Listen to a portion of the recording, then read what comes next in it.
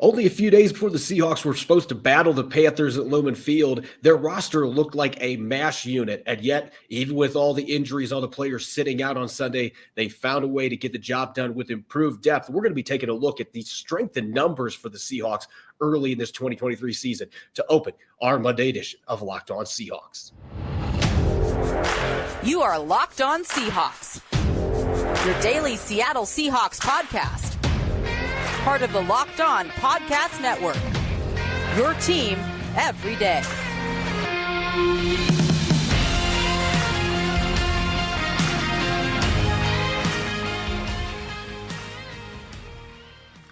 Greetings, 12. This is Corbin Smith, host of the Locked On Seahawks podcast, your daily Seahawks podcast, part of the Locked On Podcast Network, your team every day. Glad to be joined by my co-host in crime, Rob Rang, and I wanted to give a special shout out to Rob and Nick Lee, our other co-host yesterday, doing a fantastic job filling in for me. I'm actually doing this show from a conference room at the hospital. I have a family member that's dealing with some significant health issues and wasn't able to actually watch the game on Sunday in real time, but I have now gotten a chance to look back and watch that game a couple of times. So we will still have our usual Monday musings that we're going to be dishing out and much more. A special thanks to each and every one of the 12s out there, whether you're listening in from Hillsborough, Oregon, or overseas in Edinburgh, Scotland. We greatly appreciate all of you making Locked On Seahawks your first listen 5 days a week. This Monday episode is brought your way by our friends over at LinkedIn Jobs. LinkedIn Jobs helps you find the qualified candidates you want to talk to faster. Post your job for free at linkedin.com/LockedOnNFL. That's linkedin.com/LockedOnNFL to post your job for free.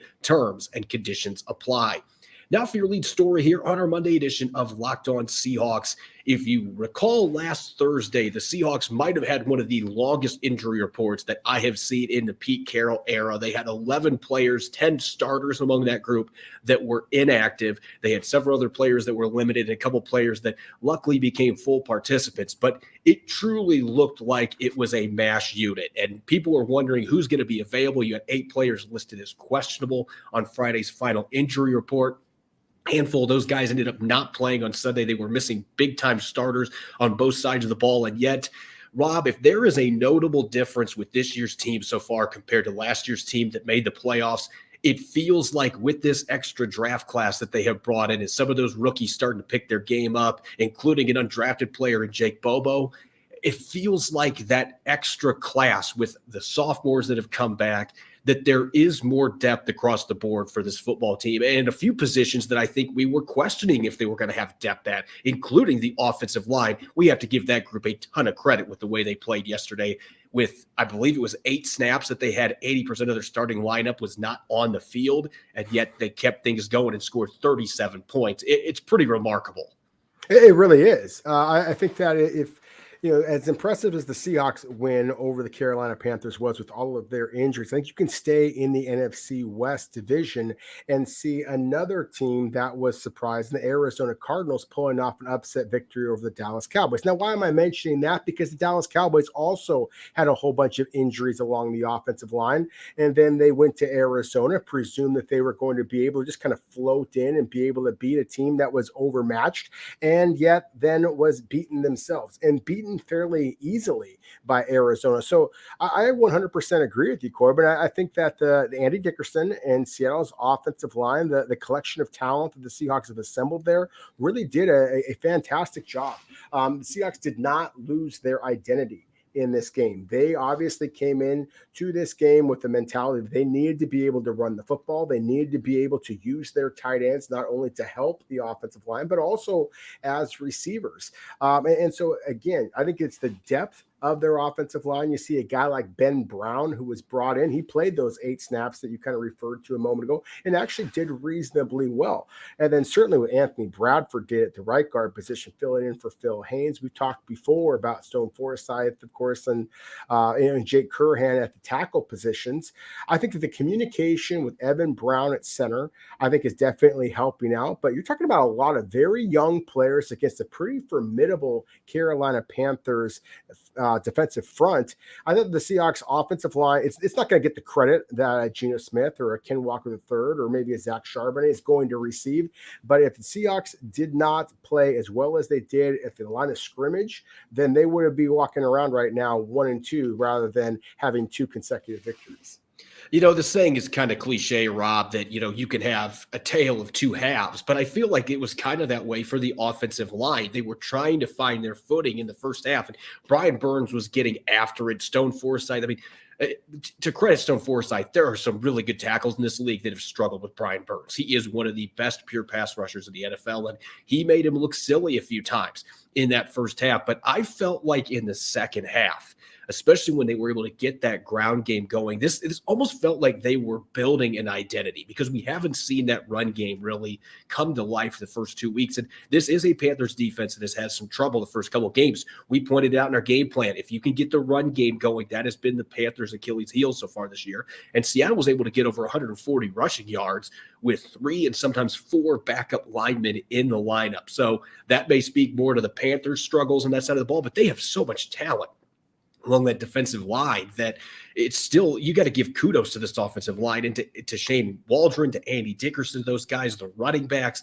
I was really impressed. And I thought in the second half that things started to change a little bit as they racked up more plays and they won the time of possession battle, which has been something that's been rare the last couple of years for them to be able to keep that ground game going. And I felt the offensive line did a really nice job opening up holes for them in the second half. And that really turned the tide. I have to mention Jake Bobo as well, because like I said, I didn't get to see this game in person live. I didn't get to cover the game, but I will admit, I was near the end of the game. I was starting to peek on my phone a little bit in the hospital room, and nobody was upset about it. They're like, hey, you're interested to see what's happening. And of course, the first thing that I watched was that incredible catch by Jake Bobo. And you're getting to see now, Rob, why this guy made this football team. We've seen a couple of the nice blocks he's had in the run game, doing the dirty work that doesn't get noticed a lot of times at the receiver position. But that catch, you want to talk about Tyler Lockett, exquisite footwork along the sideline. I don't know how he got both of his big feet down in bounds, but he managed to do it. He looked like an acrobat catching that ball. And this is the guy that ran a 4.99. But even if he's not a speedy receiver, he did such a good job getting himself open. He disguised his route initially looking like he was blocking down. And then he gets wide open. He caught the corner sleeping, and then Geno made a great throw. But really, that play was summed it up, was the Michael Jackson footwork that he had going in the back of the end zone to get both feet down. So they're getting contributions from undrafted rookies. You saw on defense, Devon Witherspoon balling out, 13 targets. He gave up 5 catches, had 11 tackles to lead the team. A couple of them were near the line of scrimmage, but he was flying all over the place. So you're seeing the rookies start to pick things up, and you're seeing the depth that they have built at a number of positions. I don't think anybody thought the O-line depth was going to be a strength for this football team, but through 3 games, I know it's a smaller sample size, but it's pretty encouraging when you can plug somebody like a Ben Brown in for 8 snaps. Your offense is still able to move the ball, which they were able to do, and that is a credit to the coaching staff, first and foremost. I think Andy Dickerson has done a phenomenal job with this group. No, I agree with you. And again, I think that the depth is just much better this year. And they're young players. That to me is what's so encouraging along the offensive line, is this is only going to make the Seahawks better down the road. Obviously, when you get the 2 offensive tackles back, you want them to be your starters. You feel very good about, Damian Lewis at the left guard position. I think that at the right guard position, Phil Haynes had better get back quick because Anthony Bradford made some incredible blocks in this game. It seems like game in and game out, Anthony Bradford makes a splash block or 2 or 5, and he did that again in this game, despite going against one of the better young defensive tackles in the league, in my opinion, in Derek Brown a lot of the time. So very encouraged by them. At the cornerback spots, you mentioned Devon Witherspoon, and I mean, I just wanted to gush about this kid. I mean, Nick mentioned before on yesterday's show that, again, just as you mentioned, I mean, 11 different times the Carolina Panthers They're going to target the rookie. And it's very rare that you see him actually get beaten cleanly. And his ability to recognize what is going on around him is just remarkable, considering how little football that he's played, the physicality that he plays the game with. His ability to come up and sniff out a screen, take out would-be blockers. I mean, this is for 180 pound, he plays like he's 220 pounds. He plays like a safety. And so it's bringing the mentality to Seattle's cornerback room that, as we just talked about, Seattle already has with their offensive lineman room. And that were two of the areas that I think that we had some questions coming into the season, but I think that they have been two of the relative strengths, considering how many bodies have basically been lying on the floor at the end of these games. And for Seattle to continue to kind of rely on their depth and win with that depth, really, to me, has been one of the most remarkable turnarounds of this season so far, similar to the way that we didn't have that high of expectations for Geno Smith a year ago. And obviously he exceeded all those expectations in becoming the AP Comeback Player of the Year. I think you got to give a lot of credit to the veterans that played through injuries in this game. And Pete Carroll cited at the beginning of his press conference, it sets a tone for all your young guys that this is what it takes to win in the NFL. And what more fitting to do it when you've got your 2013 Super Bowl team in attendance watching the football game? Show that you have what it takes and you have the desire to win football games.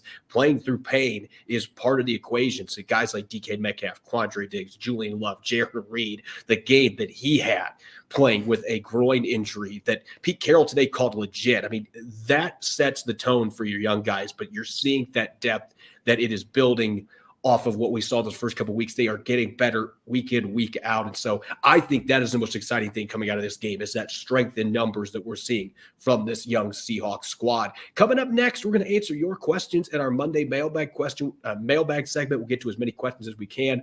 When we return, you're listening to the Monday edition of Locked On Seahawks, which is brought your way by your friends over at LinkedIn Jobs. These days, every new potential hire can feel like a high-stakes wager for your small business. You want to be 100% certain that you have access to the best qualified candidates available. That's why you have to check out LinkedIn Jobs. LinkedIn Jobs helps find the right people for your team faster and for free. When I was a site manager, LinkedIn Jobs was my go-to to post writing positions to land top candidates, and they made the process easy and seamless. All you have to do is create your job post and add your job and the purple hashtag hiring frame to your LinkedIn profile and spread the word you're hiring. They've got simple tools like screening questions that make it easy to focus on candidates with the right skills and experience, so you can quickly prioritize who you'd like to interview and hire. It's why small businesses choose LinkedIn Jobs as number one in delivering quality hires versus leading competitors. LinkedIn Jobs helps you find qualified candidates you want to talk to faster. Post your job for free at linkedin.com/LockedOnNFL. That's linkedin.com/LockedOnNFL to post your job for free.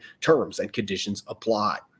You're listening to the Monday edition of Locked On Seahawks, a Victory Monday edition. I'm your host, Corbin Smith. Glad to be joined, as always, by my co-host in crime, Rob Rang. And a special thanks to each and every one of the 12s out there for making Locked On Seahawks your first listen 5 days a week. We greatly appreciate it. Don't forget, coming up tomorrow, it's Tell the Truth Tuesday, and we're going to be digging even deeper into this matchup, the win over the Panthers, and start to look forward to a Monday night matchup in New Jersey in the Meadowlands against the Giants. A lot of fun stuff coming up. Words of wisdom coming out of tomorrow's show. So make sure you are listening in. Let's get to our mailbag, shall we? And our first question, I'll have Rob kick things off here. This coming from Davo Hawk on Twitter. What can the Seahawks do to get JSN going? He seems to kind of be missing in the offense so far and not getting as open as I thought he would. Rookie learning curve? I think that it is some rookie learning curve. I also think it's one of the troubling things about his game that I mentioned before. You know, when he ran a 4.51, 4.52 at the 40-yard dash at the combine, there were a lot of people out there who basically said, okay, he answered the question about straight line speed. But if you look at his 10-yard split, it was the slowest of any wide receiver that was drafted this year. And so you just think about when you're running a route, it's going to be that initial quickness. And I have not seen the separation skills from him yet. I don't think that Geno Smith has, and that's why he is not featuring him. So I think the Seattle's going to have to get a little bit more creative for the type of routes that they're going to be asking JSN to excel on. I think that he can be very, very good on crossing routes. routes like that, maybe some jerk routes where you're kind of going one way, you stop and then turn back the other way. That's going to take advantage of his elite change of direction skills. And we've talked a lot about how he did in the short shuttle, the 3-cone drill. As slow as he was, that 10-yard split, he was among the fastest receivers ever. In those other metrics. So again, I think you have to be a little bit more creative with the routes being run here by him. And at the same time, I also think that there is some rookie deer in the headlights kind of moments from JSN a little bit. But I am confident that he is going to be able to kind of right the ship a little bit, and the Seahawks are going to be able to get the ball to him more effectively as the season goes on. Max_NFL on Twitter. After those awful many injuries the past few days and weeks, I saw a lot of comments by fans who want a change in the athletic coaching staff. Do you think the injuries are a coaching problem and changes have to be made, or is it just bad injury luck? So I have seen so many tweets that have been sent my way over the last 2 or 3 years calling the trainer Ivan the Terrible. And look, I am not going to be giving those fans the answer that they are desiring and they are craving on this, because I don't agree with that. Last year, the Seahawks were one of the healthiest teams in the NFL at the end of the season. And I think that fortune was one of the reasons they were able to eke out a playoff spot with a 9-8 record. If they would have had a few more injuries, we just talked about this in the last segment, Rob, that last year's team did not have a lot of depth at a lot of positions when they were at that reloading mode. Some would say rebuilding. They didn't have a lot of depth at a number of those positions. And so I think that this year's group can withstand those injuries a little bit more. Last year, it would have been tricky. They probably lose another 2 or 3 games minimum if they have the injury bug hit. So I think that this is one of those cases. You had a really physical game against the Detroit Lions. Both teams were really banged up coming out of the game. The Lions had a bunch of injuries. So are you going to go after their trainers and say it's time to fire them? And, you're not going to do that in the middle of the season either. You're not going to bring in a new conditioning coach in week 4. Like, you have to install an entire program in the offseason for that to really be something that's going to be noticeable. So no, I don't blame the coaching staff at all. I don't think it's an issue. I think that they have had worse luck this year, but that's part of the game. That's the way that it goes. They're hoping that most of these injuries that aren't very significant, these guys are going to get back and they're going to be able to stay healthy. So I don't think it's that big of a deal. Our next question coming from Tom Page. Can you sort out the DB situation with Adams, Woolen, Bryant, Brown, Diggs, all being question marks of one sort or another, mainly health? We know where Witherspoon is playing, but the rest of the spots are debatable. Rob, I don't know if the other cornerback spot is necessarily debatable, but I get the point of the question here that with Jamal Adams coming back, I mean, there are a lot of moving parts here. Well, again, I think that's a good thing. I think that's just a testament to Seattle's depth. Again, I basically think that when Jamal Adams comes back, then he's your starter. Julian Love is now serving as more of a backup role, or when Seattle decides to go to a 3 safety look. I think it's pretty clear that's going to be Quandre Diggs, the free safety. Jamal Adams is that rover or strong safety. Then Rick Woolen and Devon Witherspoon on the outside. I think the Artie Bush's play has perhaps put him in position to be that other guy, the other starter at the nickel spot. And I thought that he played pretty well against Detroit, against Carolina on Sunday. And so he's a player that was not mentioned in that question. And then again, you're getting guys like Trey Brown, Kobe Bryant returning. So I think that, again, this is one of the deepest spots on Seattle's roster. I think that that's incredibly important in today's NFL, where it is all about the passing game. So to me, this is it's not a bad problem to have at all. It's a good problem to have, because all these guys can be kind of chomping at the bit. They're all going to be wanting to create the big plays. They're going to keep them in the starting lineup. Yeah, I'm glad you pointed out Artie Burns, because he's a player we'll talk about a little bit more, I'm sure, in the next segment. But that's a guy that had not played very much slot corner. Were there some mistakes in yesterday's game? Absolutely. But there were a few of those that were more about the quarterback being able to buy himself some time and then creating some plays that Artie Burns had pretty good coverage on. You could only cover for so long, but it is a good problem to have. They still have the depth of the position that very few teams have at the quarterback spot in the league. And now that you've got a healthy Devon Witherspoon, that certainly makes it look much better with the way that he's playing right now. And our next question coming from Jacob Cole. What's the biggest difference in Seattle's run defense through 3 games? Is this a big enough sample size to be legit? So To answer that last part of the question, I still have some reservations just because of who the Seahawks have played against to this point. The Rams are not going to be known for their run game in the post-Todd Gurley era. That's not what they're built around. They are going to sling the football around the yard with Matthew Stafford. Your week 2 game against Detroit, that one was more of a formidable opponent because of the running backs they have, the offensive line, but they were also missing Taylor Decker. So that one was more of a, this could be legitimate. And then this game against Carolina, the Panthers have a bunch of injuries in the interior of their offensive line too. And so I think that it's a little tougher to gauge. With that being said, I think we are getting close to the territory where we can start to say this run defense could legitimately be a good one. If you think about it, Rob, last year was such an asterisk year because they've typically had a really good run defense in the entire Pete Carroll era. There's been a couple years that have been exceptions, including last year, but the 2 years before last year, they were really good in the top 10 in run defense. They have typically been stout at the point of attack, and I think the scheme changes they had last year and some of the personnel not fitting, they had a lot of different things they had to sort through in year one. It just seems like the gap integrity and just playing together. I think that is the most notable thing here. These defensive linemen, they might not have played a lot of reps together in the preseason, but you're seeing that chemistry week in, week out is getting better. And having Bobby Wagner, number 54 back there, a healthy Jordan Brooks, those guys attacking downhill. Devin Bush has made some plays the couple games he's been in. So it just seems like this team is playing much more disciplined football against the run. I don't think they've reinvented the wheel. I think last year there were just a lot of issues with players not being in the right spots, giving up their gaps, and it feels like they're much more disciplined this year. Our next question, Dominic1398 on YouTube. Pete Carroll says Jamal Adams has no limitations this week. What does that look like in his first game in a year? How do they use him?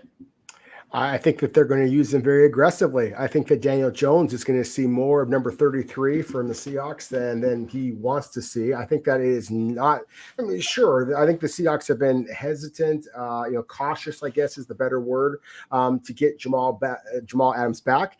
But I also think that it kind of works out beautifully that it's going to be a return to the East Coast, where of course he was a member of the New York Jets and when he was an All-Pro, and that's going to be a Monday Night Football. That's going to be Jamal Adams' return. I think that the Seahawks are as excited about the return of Jamal Adams as you possibly can be.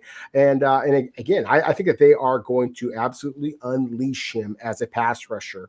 At least that's the belief I have. I think that's the belief that they have. Whether it winds up becoming true, Jamal Adams is going to have to prove that he is worth all that money and all of this hype. But I think that is their plan, is they want to use him differently than what they're using Julian Love. I think they want to allow him to rush the quarterback, just be the burr in the side against the running game as well. It remains to be seen if Saquon Barkley is going to be in this game, but Jamal Adams is the type of athlete that might be able to not only be able to kind of help bottle up a dynamic runner in a Saquon Barkley, that kind of going back to the question before about Seattle's ability to slow down an opposing running game. And then Daniel Jones is going to be, of all the quarterbacks the Seahawks have faced here so far, Daniel Jones is going to be the most dynamic runner of that bunch as well. So it makes a lot of sense to have a guy like Jamal Adams with his change of direction, his ability to kind of wreak havoc at the line of scrimmage. This is the game that you want to see Jamal Adams back. And I'm expecting a pretty impressive, splashy type of NFL 2023 debut for Jamal Adams. When we return for our final segment here on our Monday edition of Locked On Seahawks, of course, it's our Monday Musings. We're going to dish out our in-depth takeaways coming out of yesterday's game, offense, defense, special teams, and we might give some love to some people that had a huge impact in this game that weren't in pads as well. Don't go away. You're listening to the Monday edition of Locked On Seahawks, which is brought your way by DoorDash. Missing the syrup for your pancakes or just ran out of your favorite coffee creamer? With DoorDash grocery delivery, you can get what you want right when you need it. You've trusted DoorDash to deliver your restaurant favorites, and now you can get grocery delivery that actually delivers too. Thousands of grocery stores to choose from. You'll find the best in your neighborhood and boost your local economy with each and every order. You'll get exactly what you ordered, or we'll make it right. So sit back and enjoy quality groceries just like you picked them yourself. Want even more value? You can save all your grocery and restaurant favorites with a $0 delivery fee on all eligible orders with a Dash Pass membership. With easy substitutions right in the app and best-in-class customer support, DoorDash delivers groceries exactly how you want it. Get 50% off your first DoorDash order up to a $20 value when you use the code LOCKEDONNFL at checkout. Limited time offer and terms do apply, but let's be clear, that's 50% off, up to $20, no minimum subtotal, and zero delivery fees on your first order when you download the DoorDash app in the App Store and enter the code LOCKEDONNFL. Don't forget, that's LOCKEDONNFL for 50% off your first order with DoorDash. You're listening to the Monday edition of Locked On Seahawks. I'm your host, Corbin Smith. Glad to be joined, as always, by my co-host in crime, Rob Rang. And a special thanks to each and every one of the 12s out there for making Locked On Seahawks your first listen 5 days a week. We greatly appreciate it. It is time for our weekly Monday Musings, and thank goodness, Rob, second week in a row that we get to have a victory edition of Monday Musings. Sir, I'm going to give you the mic first on the offensive side of the football. What's something that stood out to you coming out of this game, especially after having a chance to rewatch Seattle's 37-27 win over Carolina? Well, you know me, Corbin. I'm always going to focus in on the young players. And again, Anthony Bradford being suddenly pushed into the starting role at right guard, that was definitely something that I wanted to watch. So, I went back and watched all of his snaps and was very pleased with what I saw. There were some moments in pass protection as well as in the running game where he was beaten. But as I mentioned before, he's going up against Derek Brown and a host of other very talented Carolina Panthers defensive tackles. But still, some of the biggest blocks and biggest runs by either Zach Charbonnet or by Ken Walker III were right behind the big guard from LSU, Anthony Bradford. And again, it's his size, it's his mauling ability at the point of attack that really gets me excited about his upside potential. I really think that this could be a not only a starter, but a high caliber starter in the making here. So very excited about what he demonstrated. Ben Brown, I wanted to kind of focus in on what he was able to do. Very, very different type of a player. Whereas with Anthony Bradford, when he gets himself in trouble is when he is asked to block on the move. He's actually got better quickness than I gave him credit for. He can get to the second level. He just kind of struggles when he actually gets there, kind of changing directions and anticipating where the defender is going to go. Ben Brown also missed a couple, but at the same time, he also showed very good mobility getting to the next level. And again, we got talking about with Anthony Bradford, a guy who was drafted in the 4th round, and Ben Brown, you picked up off the scrap heap. So I was very encouraged by his ability to come in and play. I like the communication that he showed with Evan Brown as well as Stone Forsythe. That was something that got better as Brown played the game. The very first snap he was on there, it was the worst play from Seattle's offensive line of the entire game. That was the one where Brian Burns basically did kind of a nice little stop and go kind of a move that had Stone Forsythe missing the block, basically whiffed him completely. And there was a lack of communication there between he and Ben Brown. But as the game went on, Seattle played better at that left guard spot. Certainly when Damian Lewis came back in there, they got a lot better. But I definitely want to mention that the tight end play, that the fact that Noah Fant gets a season high number of targets, season high number of catches, that Kobe Parkinson gets a season high number of targets, season high catches. All three of Kobe Parkinson's receptions go for first down. Noah Fant has a couple of passes go for first downs as well. Considering how much I was personally concerned about Seattle with Will Dissly going down at the tight end position, I thought that was going to be a real challenge for Seattle to turn that possible weakness instead into a strength in this game. Again, I think that the offensive line and the tight ends deserve an awful lot of credit for this victory. Yeah, you mentioned the young offensive lineman. I got to talk about the young running back. And I'm not taking away from what Ken Walker III did because he had more rushing yards. He had almost 100 rushing yards, scored touchdowns on the ground, 2 of them. I mean, the Seahawks are doing much better in the red zone running the football this year. That has been a very noticeable improvement for this offense. Last year, I believe they had 1 rushing touchdown in the red zone the entire season. They've got 3 already in 3 games. But I want to talk about Zach Charbonnet, and I hit on this a little bit last week that I wanted to see a little bit more, and I'm still wanting to see more from him because I want to see more of him because this guy is just so fun to watch. And I was mentioning it today. Usually when I'm rewatching film, I will tweet out some thoughts while I'm doing it. And part of it is that's my notes. I can go back and say, oh, yeah, I remember this play. And, of course, I get feedback from our listeners and our valued readers. But I was watching the film and I started to think that Zach Charbonnet runs with the same gait and the same reckless physicality as a back that played in Seattle not too long ago here in the Pacific Northwest. And of course, most of the responses I got back were Marshawn Lynch, and I can understand why you would say that. But no, I actually think that this is a Thomas Rawls style runner. You watch the way that he pinballs off of defenders, and really the thing that stands out to me that looks like Thomas Rawls, the run that he had that he almost got in the end zone where he bowled over one of the Panthers defensive backs. Like, it was a legitimate truck stick. Like, that term gets thrown around a lot when it's not even running over a guy. This was literally running over a guy, tire into the ground.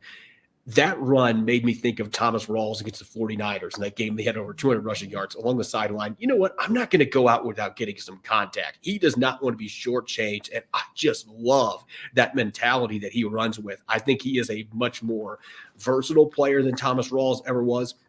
With his pass protection, his polished receiving skills, I think he's got better vision out of the backfield than what Rawls did. I think that was a big reason his career got cut short, as that was a struggle for him. He was too aggressive sometimes getting downhill. But this kid, when he sees a linebacker in space, he believes in the fastest way from point A to point B as a straight line, and I'm going to bowl you over. He plays that way, and I just love it. And you can see the quickness. You can see the second-round talent. So you've really got that perfect complement with those two running backs in the backfield.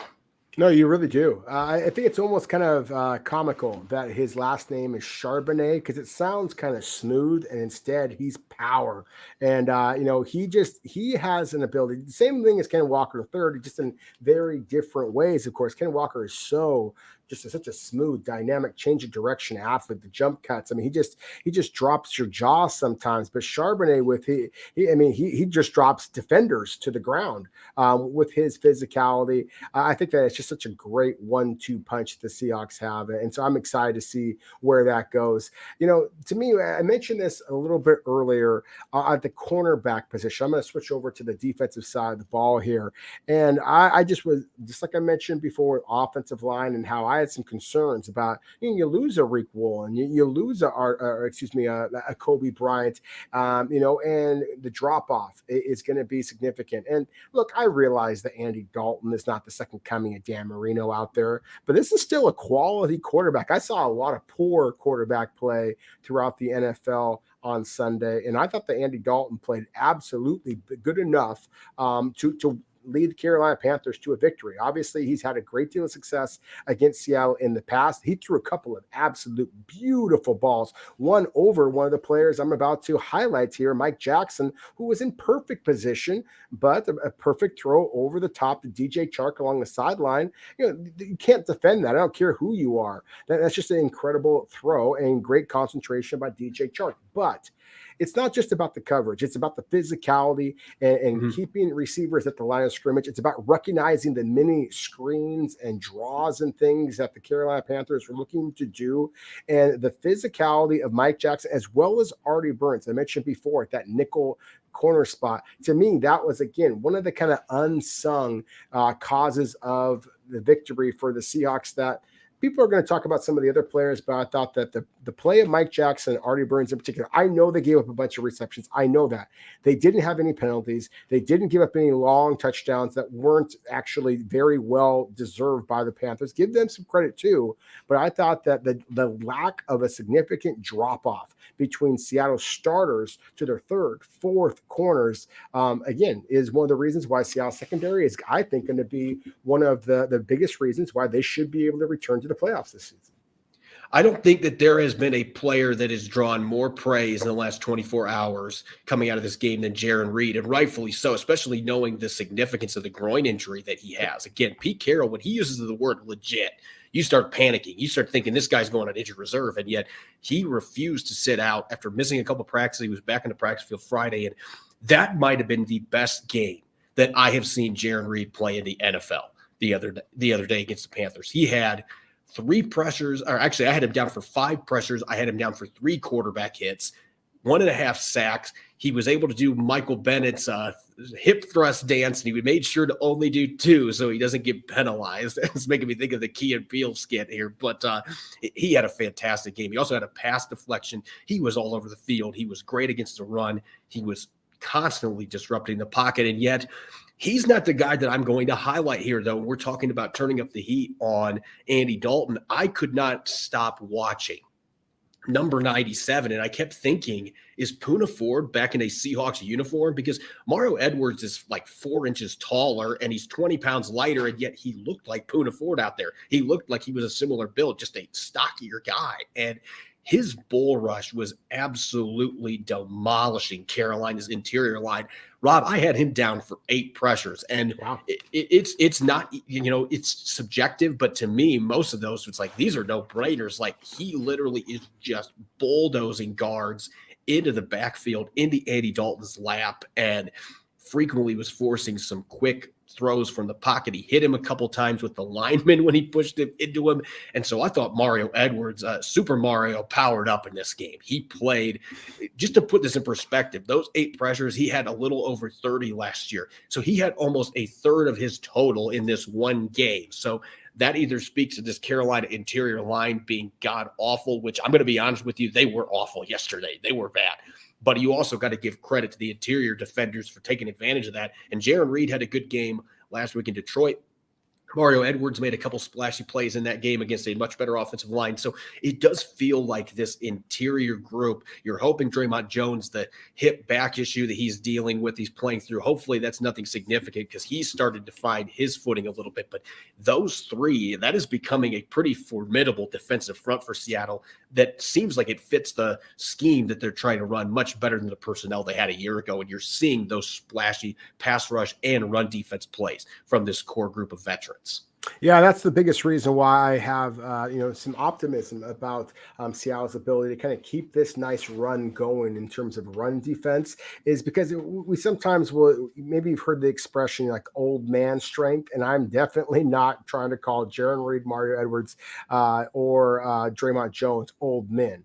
They're all younger than I am, but at the same time, you can see just the power that they offer, just the savviness that they offer, and so again, I have my reservations about whether I think the Seattle's going to be able to hold up to some of the elite running games in all of the NFL. But I thought that they just physically overwhelmed Carolina at the point of attack yesterday. And I thought that you could see how they were able to kind of control that game, not only in the running game, but also in terms of the pass rushes. As you said, all those hits for Mario Edwards as well as Jaron Reed on Andy Dalton. And then I think that we'd be remiss if we didn't mention the impact of 12s out there. I mean, Corbin, they were as loud as I have heard them since the Super Bowl days. And maybe it was because they were inspired by the fact that it was the 10-year anniversary and they were celebrating the 2013 World Championship run. They put down the banner and all of that. I don't know what it was, but I know they were loud. It came through the television here. And I was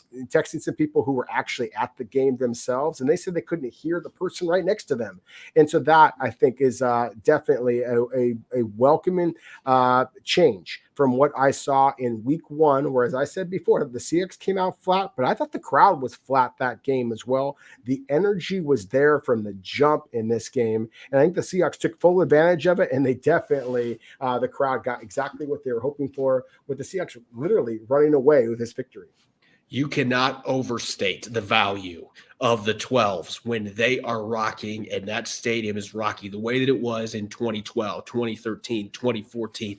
I think that is crucial to getting this team back to being a Super Bowl contender, because if you can win most of your home games, you don't want to lose any of your home games. Seattle already lost the season opener, but if the crowd's rocking the way they were, again, I was not at the game because of the health stuff going on in my family, but I was watching the replay, and I'm like, I can just tell that this stadium, it is on a different level. And maybe it was just a perfect celebration for the 2013 Super Bowl team that we're going to take it back to 2013 throwback crowd noise, but they need to bring it that way every week. And if they can, and you suddenly have the number 1 home field advantage in the NFL again, or at least you could argue with Kansas City that Seattle's got the best, that really is a difference maker. And if you can get some home playoff games, it's even more noticeable then. So, yeah, credit to the 12s. They really brought in, and the players talked about 8 false starts for the Carolina Panthers yesterday, too.